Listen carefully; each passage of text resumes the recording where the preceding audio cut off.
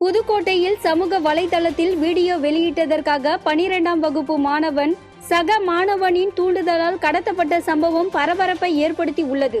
புதுக்கோட்டை அரசு மேல்நிலைப் பள்ளியில் 12ஆம் வகுப்பு பயிலும் மாணவன் ஒருவன் பள்ளி முடித்துவிட்டு வெளியே வந்த நிலையில் இருசக்கர வாகனத்தில் வந்த 3 பேர் கடத்தி சென்றுள்ளனர்.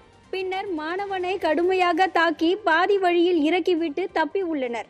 இது குறித்து போலீசார் மேற்கொண்ட விசாரணையில் சம்பந்தப்பட்ட மாணவன் தன்னை பெரிய ஆளாக சித்தரித்து சமூக வலைதளங்களில் வீடியோ வெளியிட்டுள்ளார்.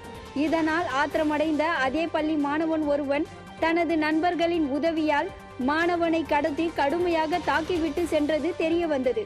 இதையடுத்து கடத்தலில் ஈடுபட்ட 3 பேரை அழைத்து காவல்துறையினர் எச்சரித்து அனுப்பினர்.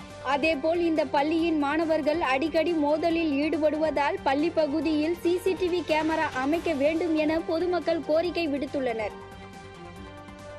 கிருஷ்ணகிரி மாவட்டம் ஹோசூர் வனத்துறை அலுவலகத்தில் உரிமம் இல்லாத நாட்டு துப்பாக்கிகள் ஒப்படைக்கப்பட்டன. ராயக்கோட்டை, ஹோசூர், கிருஷ்ணகிரி, தேன்கனிக்கோட்டை, ஜவளகிரி, அஞ்சட்டி, உரிகம் ஆகிய 7 வனச்சரகங்களை ஒட்டியுள்ள வனப்பகுதியில் வேட்டையாடுவது தடுக்கும் வகையில் உரிமம் இல்லாத நாட்டு துப்பாக்கி வைத்திருப்பவர்கள் தாமாக முன்வந்து ஜூலை 17ஆம் தேதிக்குள் ஒப்படைக்க வேண்டும் என ஹோசூர் வனக்கோட்ட வன உயிரின காப்பாளர் அறிவித்திருந்தார். இதையடுத்து 128 உரிமம் இல்லாத நாட்டு துப்பாக்கிகள் வனத்துறையிடம் ஒப்படைக்கப்பட்டுள்ளன. நடவடிக்கை எதுவும் எடுக்காமலேயே இவ்வளவு துப்பாக்கிகள் ஒப்படைக்கப்பட்டுள்ளன என்றால் தீவிர நடவடிக்கை எடுத்தால் எத்தனை உரிமம் இல்லாத துப்பாக்கிகள் மாட்டுமோ என்று பொதுமக்கள் அச்சப்படுகின்றனர். தாமாக முன்வந்து கண் துடைப்பிற்காக ஒப்படைக்கப்படுகிறது என்றால் அதன் பின்னால் இருக்கும் குற்றங்கள் மறைக்கப்படுகின்றனவா என்று பொதுமக்கள் கேள்வி எழுப்புகின்றனர். திருப்பூர் மாவட்டத்தில் திமுக ஊராட்சி உறுப்பினர் மீது வன்கொடுமை தடுப்பு சட்டத்தில் நடவடிக்கை எடுக்க கோரி காவல் நிலையத்தை பொதுமக்கள் முற்றுகையிட்டு போராட்டம் நடத்தியதால் பரபரப்பு ஏற்பட்டது. காங்கேயம் அடுத்துள்ள செங்கோடம்பாளையம் ஊராட்சியில் நிலவும் குடிநீர் பிரச்சினை குறித்து தங்கள் பகுதி திமுக ஊராட்சி மன்ற உறுப்பினர் தீபாவிடம் முறையிட்டதாகவும் அப்போது அவரும் அவரது கணவர் சின்னசாமி, மகன் பரத்ராஜ், திமுக நிர்வாகி பெரியசாமி என 4 பேரும் தங்களை சாதி பெயரை சொல்லி தகாத வார்த்தையால் திட்டியதாகவும் அவர்கள் கூறியுள்ளனர். இது தொடர்பாக 8 நாட்களுக்கு முன்பே புகார் கொடுத்தும் நடவடிக்கை எடுக்கவில்லை என்றும், எனவே திமுகவினர் மீது உடனடியாக நடவடிக்கை எடுக்க வேண்டும் என வலியுறுத்தி இந்த போராட்டம் நடைபெற்றது. மேலும் இது தொடர்பாக புகார் அளித்ததற்காக தங்களை அவர்கள் மிரட்டுவதாகவும் அப்போது அவர்கள் கூறியுள்ளனர். சமூக நீதி என்றால் கிலோ என்ன விலை என்று கேட்கும் திமுகவினரிடம் இதை தவிர வேறு என்ன எதிர்பார்க்க முடியும் எனவும் அருந்ததி மக்கள் வருத்தத்துடன் கூறியுள்ளனர். விருதுநகர் மாவட்டம் ஸ்ரீவில்லிபுத்தூர் அருகே பட்டாசு ஆலை வெடி விபத்தில் உயிரிழந்த தொழிலாளியின் மனைவி பிறந்து 30 நாட்களே ஆன இரட்டை குழந்தையுடன் கதறி அழுத காட்சி காண்போரை கண்கலங்க செய்தது. மாயதேவன்பட்டியில் உள்ள பட்டாசு தொழிற்சாலையில் ஏற்பட்ட வெடி விபத்தில் கார்த்தீஸ்வரன், முருகன் ஆகிய இருவர் உயிரிழந்தனர். கார்த்தீஸ்வரனின் மனைவிக்கு கடந்த 30 நாட்களுக்கு முன்னர் தான் இரட்டை ஆண் குழந்தை பிறந்தது. இந்த நிலையில் கணவர் உயிரிழந்த செய்தி அறிந்து மனைவி முத்துலட்சுமி தனது இரட்டை குழந்தைகளுடன் கதறி அழுதார். இந்த சம்பவம் அங்கிருந்தவர்களை சோகத்தில் ஆழ்த்தியது. விடிய அரசு பாதிக்கப்பட்ட குடும்பத்திற்கு உதவ வேண்டும் என மக்கள் கோரிக்கை விடுத்துள்ளனர்.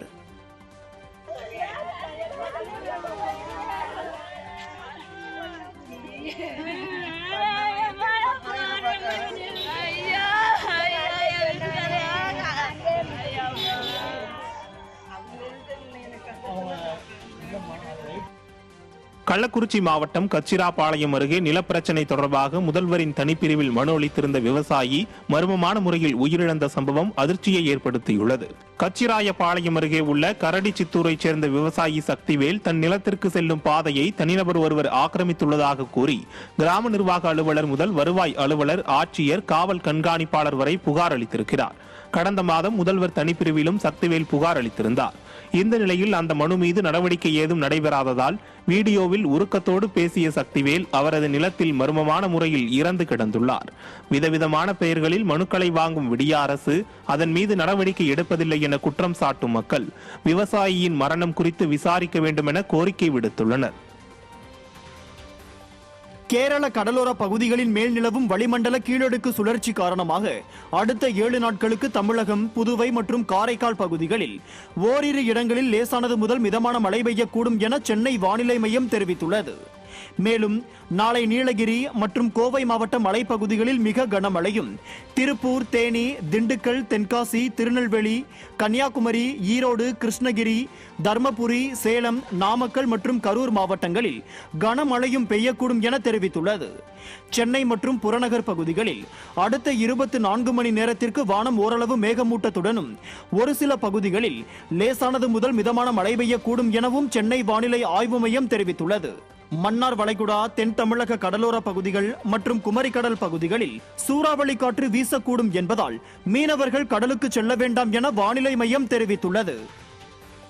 சர்வதேச போதைப்பொருள் கடத்தல் குற்றவாளியான ஜாஃபர் சாதிக்கின் மனைவியை அமலாக்கத்துறையினர் தீவிரமாக தேடி வருகின்றனர். வெளிநாடுகளுக்கு போதைப்பொருள் கடத்தல் மற்றும் சட்டவிரோத பணப்பரிமாற்ற விவகாரத்தில் ஜாஃபர் சாதிக்கிற்கு அவரது தம்பி சலீம், மனைவி அபீனா பானு ஆகியோர் உடந்தையாக இருந்ததாக கூறப்படுகிறது. இந்நிலையில் சலீமை கைது செய்த அமலாக்கத்துறையினர் அவரிடம் மேற்கொண்ட விசாரணையில் போதைப்பொருள் கடத்தலில் சலீம் 100 கோடி ரூபாய் வரை சம்பாதித்திருப்பதையும் அவரது வங்கிக் கணக்கில் சட்டவிரோதமாக 8 கோடி ரூபாய் டெபாசிட் செய்திருப்பதையும் உறுதி செய்தனர். மேலும் போதைப்பொருள் கடத்திய விவகாரத்தில் அமீனா பானுவின் வங்கிக் கணக்கிலும் சட்டவிரோதமாக பணப்பரிமாற்றம் நடந்திருப்பது உறுதி செய்யப்பட்டுள்ளதால் தலைமறைவாக உள்ள அமீனா பானுவை அமலாக்கத்துறையினர் தீவிரமாக தேடி வருகின்றனர். திருவள்ளூர் மாவட்டம் பூந்தமல்லி நகராட்சியில் திமுக சட்டமன்ற உறுப்பினர் கிருஷ்ணசாமி நடத்திய ஆலோசனைக் கூட்டத்தில் கவுன்சிலர்கள் சரமாரி புகார் எழுப்பியதால் பரபரப்பு ஏற்பட்டது. அக்கூட்டத்தில் பூந்தமல்லி நகராட்சிக்கு உட்பட்ட 21 வார்டுகளிலும் மின்வாரிய அதிகாரிகள் முறையாக பணிகளை செய்யவில்லை என கவுன்சிலர்கள் குற்றம் சாட்டினர். அதற்கும் ஒருபடி மேலே போய் தங்கள் பகுதியில் மின்கம்பம் ஒன்றை கட்டை வைத்து கட்டியிருக்கும் புகைப்படத்தை கவுன்சிலர் ஒருவர் காண்பித்தது சலசலப்பை ஏற்படுத்தியது. அதை பார்த்து பதில் சொல்ல முடியாமல் தவித்த திமுக எம்எல்ஏ அவமானமாக இருப்பதாக கூறி சமாளித்தார். வாக்களித்தவர்கள் பெருமைப்படும்படி ஆட்சி நடத்துவேன் என சொன்ன பொம்மை முதல்வர் திமுக எம்எல்ஏவே அவமானமாக இருக்கிறது என சொல்லும்படி ஆட்சி நடத்தி கொண்டிருக்கிறார்.